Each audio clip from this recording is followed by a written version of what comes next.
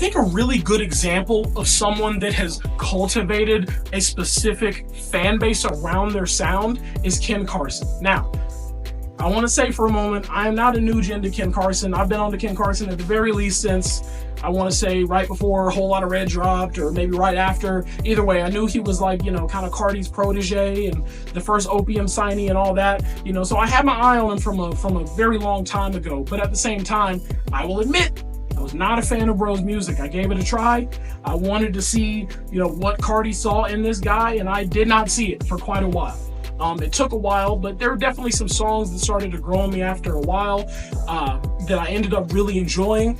But when he dropped A Great Chaos, oh my goodness, that was when I became a full-on Ken Carson diehard fan. Love Bro's music. I loved everything he put out since then. But I want to say I'm not a new gen.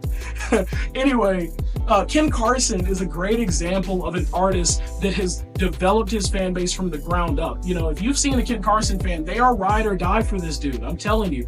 And it doesn't matter if all these other people haven't heard of Ken Carson. I mean, there's plenty of people in the mainstream that listen to, Drake and Future and Kendrick and just all the mainstream people, but they've never even heard of a Ken Carson. They don't know what a Ken Carson is. But guess what? He's still streaming well. He's still selling well for an artist of his size.